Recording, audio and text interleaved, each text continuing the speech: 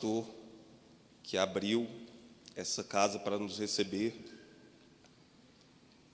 Irmãos, abram as vossas Bíblias em Atos, capítulo de número 11, e eu acabo de receber uma confirmação, porque o irmão acaba de citar uma passagem que está intrínseca no tema que eu trouxe hoje, que o Senhor colocou no meu coração. Então o Espírito acaba de me confirmar que de fato é o que Ele quer falar à igreja. Deus abençoe. Trago aqui um abraço do meu pastor Edson Eger, lá de Olhos d'Água, e também do evangelista, ou melhor, pastor Veloso, meu líder de missões. Não pôde estar aqui, mas estou aqui representando-os. Queria fazer menção também, já que hoje é dia 29 e completam-se hoje 3 meses que eu estou casado e muito bem casado com aquela serva do Senhor, minha esposa Rebeca, e eu quero dizer aqui na frente de todos, eu te amo e eu estou feliz. Capítulo 11, versículo de número 4. Atos capítulo 11, versículo de número 4. Amém? Amém. Glória a Deus.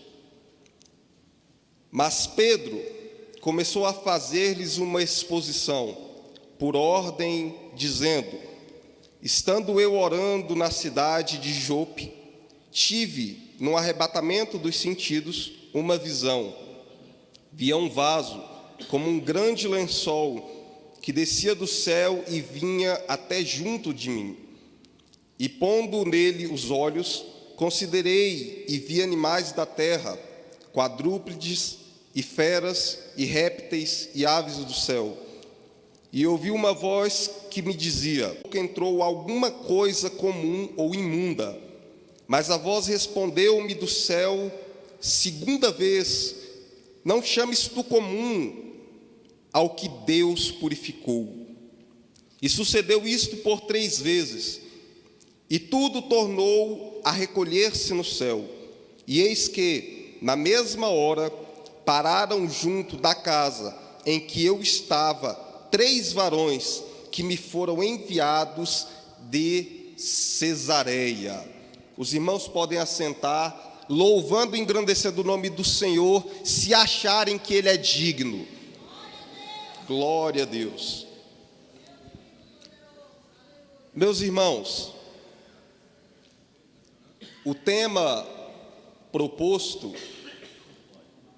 é anunciando o Evangelho até o fim.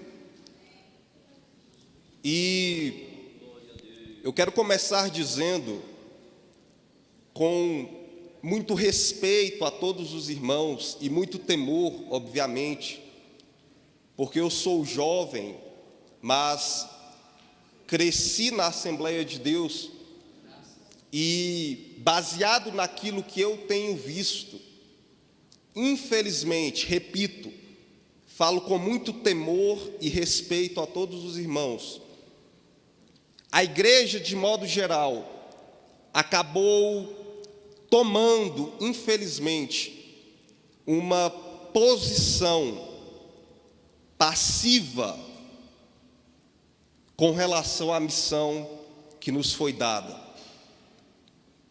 Uma posição quase que inerte de muitos dos membros. Eu quero lembrar aos irmãos que não foi um apóstolo, não foi um profeta, não foi um sacerdote, não foi um grande rei, não foi um grande conquistador, não foi um grande imperador, não foi Pedro, não foi João. Quem nos outorgou essa missão de pregar o Evangelho a toda criatura foi Jesus. Foi o próprio Cristo que ordenou aos seus discípulos que pregassem o evangelho a toda criatura. Marcos, capítulo de número 16, deixa claro que Jesus, não com um pedido encarecido, não como se pedisse que, se sobrar algum tempo, se tiver uma folga na semana, mas um pedido de caráter ativo: ide por todo mundo e pregai o evangelho a toda criatura. É uma ordem de Jesus. Mas eu não entendo por que nós acabamos tornando-nos passivos mediante essa ordem.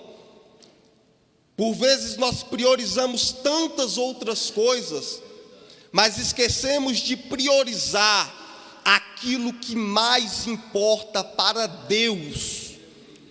Por quê? Porque Deus ama a alma humana. E Deus orquestrou um plano de salvação para resgate da alma humana.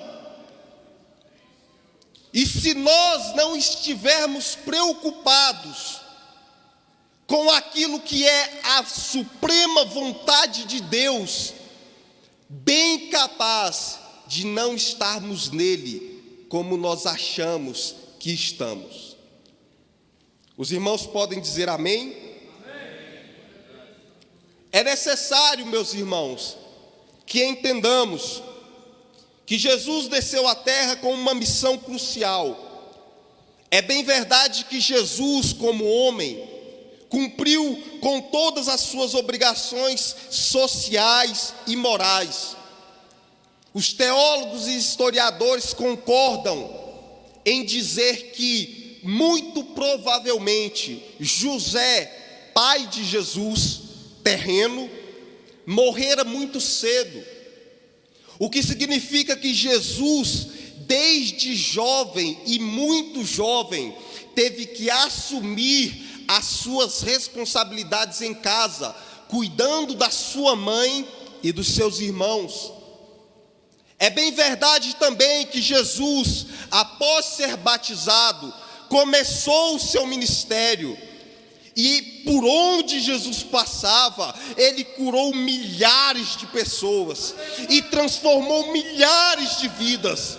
E se fôssemos escrever cada milagre de Jesus, cada cura, cada testemunho de alguém que foi mudado por Jesus, não haveriam livros que contessem toda essa literatura. Mas não podemos esquecer que Jesus veio à terra com a missão de reconciliar o homem com Deus. Eu vou repetir: Jesus veio à terra com a missão de reconciliar o homem com Deus. Foi por isso que Jesus veio à terra. E o que nós temos que entender, e eu espero pelo menos conscientizar os irmãos nessa noite, é que nós somos, ou nós estamos juntos com Jesus nessa missão de reconciliar a alma humana com Deus. Meus irmãos, reflitam. Se Deus quisesse apenas a salvação da tua alma, assim que você aceitasse Jesus, fosse batizado, Ele te arrebataria e te levaria para o céu, porque assim não teria risco de te perder. Mas por que é que você aceita Jesus e permanece aqui na terra, correndo o risco de desvirtuar-se do caminho? Ele permanece, ou ele deixa que permanecemos na terra, porque nós temos uma missão, porque nós fomos alcançados por Cristo para alcançar Eu vou repetir: nós fomos alcançados pela graça para alcançar. Nós fomos alcançados para alcançar aquele que está longe de Jesus e trazê-los de volta à reconciliação com Deus. Os irmãos estão entendendo o que eu quero dizer nessa noite?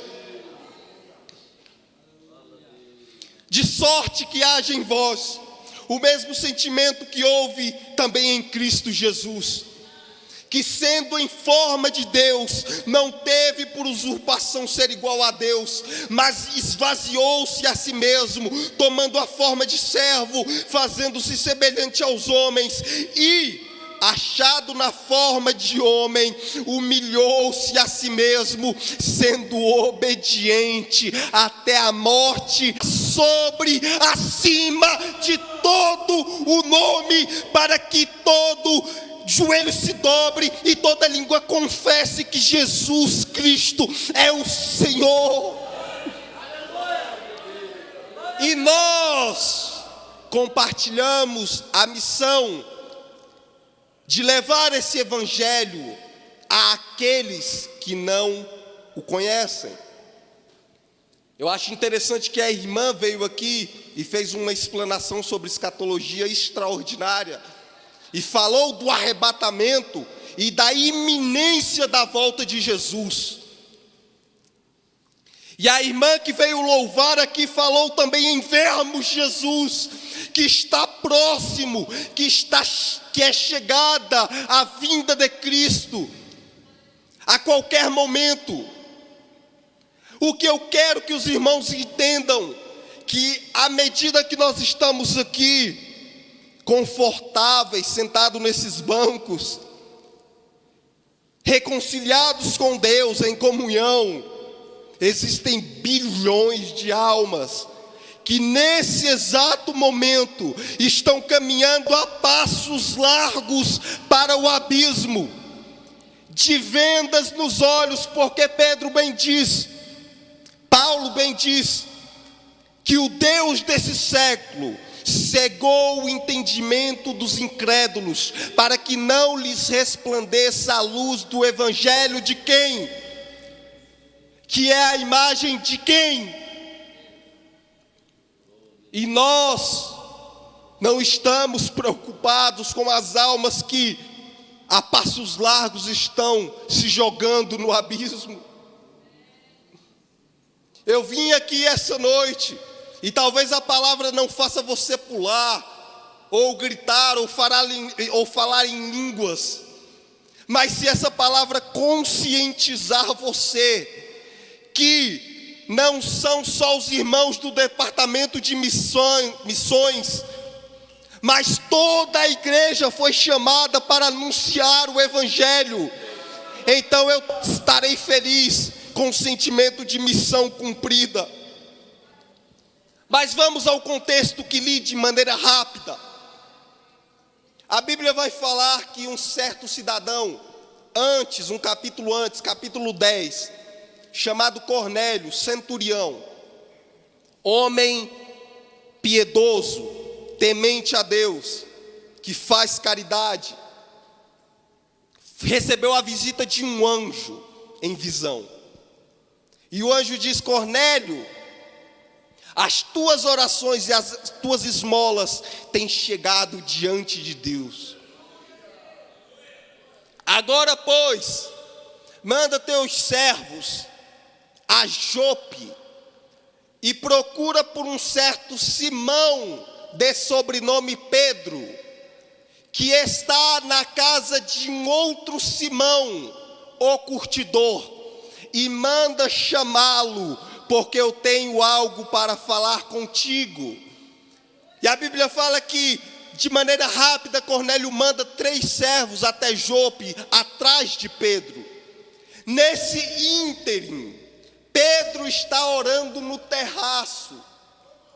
E quando Pedro está orando no terraço, a Bíblia fala que ele tem fome, deu vontade de comer. Só que Pedro é arrebatado nos sentidos. E de repente Pedro tem uma visão extraordinária. Pedro vê um vaso no formato de um lençol pendurado pelas 4 pontas. E nesse lençol existem animais de toda a diversidade, répteis, anfíbios, mamíferos, aves, todo tipo de animal, rastejante, voador. E uma voz diz a Pedro: Pedro, mata e come. E Pedro, como um judeu muito zeloso, diz logo: de maneira alguma, na minha boca nunca entrou nada que fosse comum ou que fosse impuro. E a voz repete: Pedro, mata e come. E Pedro, teimoso, até que a voz que vem do céu diz: não julgues impuro ou comum aquilo que eu já purifiquei. Isso dizendo respeito aos gentios. E Pedro tem esse entendimento.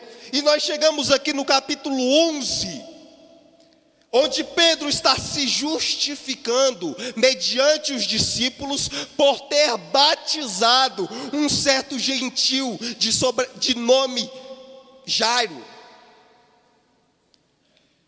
Cornélio, ou melhor. E então a Bíblia diz, no relato de Pedro pregava para o centurião Cornélio e para os demais servos que estavam lá. E Cornélio, além dos seus servos, mandou chamar parentes e amigos íntimos. E a Bíblia fala, e é a única vez que eu vi na Bíblia uma expressão parecida, que o Espírito caiu sobre eles. O Espírito Santo caiu sobre eles e todos eles foram batizados pelo Espírito Santo, igual em Atos capítulo 2. Que o Espírito possa cair sobre nós nessa noite. Eu já sinto o Espírito aqui. Aleluia. Pedro passa a entender, irmão Humberto, que o Evangelho não era só para os judeus, e os judeus de modo geral estavam presos em um patriotismo exclusivista, porque eles achavam que Jesus era só para eles. E Pedro entende e passa a conscientizar os demais apóstolos que eles têm responsabilidade de compartilhar o Evangelho com toda criatura. Bendito seja o nome do Senhor. Porque Deus amou o mundo de tal maneira que deu seu Filho unigênito, para que todo aquele que crer nele não pereça, mas tenha vida eterna. É a vontade dele que todos creiam e venham ao conhecimento da verdade, porque há um só Deus e um só mediador entre Deus e os homens, Jesus Cristo, o homem, o qual se deu a si mesmo em preço de redenção por todos, para servir de testemunho ao seu tempo. 1 Timóteo 2, 5 e 6. Então a salvação é para todos, e Cristo Jesus expressa a vontade do Pai, porque o Pai quer que todo homem venha ao conhecimento da verdade e seja salvo. Paulo diz, escrevendo a Timóteo: porque isto é bom e agradável diante de Deus nosso Salvador, que quer que todos os homens se salvem e venham ao conhecimento da verdade. É a vontade de Deus. E eu repito, se eu salvo, dizendo que amo Deus, e entendo que a vontade de Deus é que todo homem venha ao conhecimento da verdade, e não estou preocupado em dizer um Jesus te ama, existe uma grande chance de você não estar nele. Reflita nessa noite. Mas onde entra o papel da igreja nisso? A palavra de Deus expressa que nós temos uma missão que está acima de qualquer capricho nosso, está acima da nossa vaidade, está acima das nossas vontades. Salvar as almas humanas é mais importante do que os meus caprichos, do que os meus desejos. Jesus morreu na cruz, e todos nós nos emocionamos tanto quando vemos representado alguma imagem de Jesus sofrendo na cruz e sendo açoitado e furado, traspassado por uma lança. Mas esquecemos às vezes por que aquele sangue foi vertido na cruz. Foi para salvar aquele perdido lá, que você sabe que está perdido, e você não tem coragem de falar, de compartilhar da verdade que há em ti. E não somente isso, mas também nos gloriamos em Deus por nosso Senhor Jesus Cristo, pelo qual agora alcançamos a reconciliação. Romanos 5,11, nós fomos reconciliados. Estivemos perdidos, mas fomos reconciliados. E tudo isso provém de Deus, que nos reconciliou consigo mesmo por Jesus Cristo e nos deu o ministério da reconciliação. Isto é, Deus estava em Cristo reconciliando consigo o mundo e não lhes imputando os seus pecados, e pôs em nós, vou repetir, e pôs em nós o ministério ou a palavra da reconciliação. Irmãos, vocês não estão entendendo. Ele pôs em nós a palavra da reconciliação. Meu irmão, para fazer você entender, deixa eu explicar. Você pode não saber ler direito, você pode não ter faculdade de teologia, talvez você não tenha um vasto conhecimento bíblico, como muitos homens que aqui estão e que estão aí sentados também. Talvez você não saiba falar direito, talvez você não saiba se expressar direito, mas se você é salvo em Jesus Cristo, Ele colocou em você a palavra da reconciliação. Aquele seu vizinho que está perdido, aquele seu filho, aquele seu sobrinho, aquele seu amigo que está perdido no mundo das drogas, que está perdido na prostituição, a palavra de esperança, a palavra de reconciliação foi colocada em você, e você é o instrumento que Deus vai usar para trazê-lo de volta e reconciliá-lo com Deus.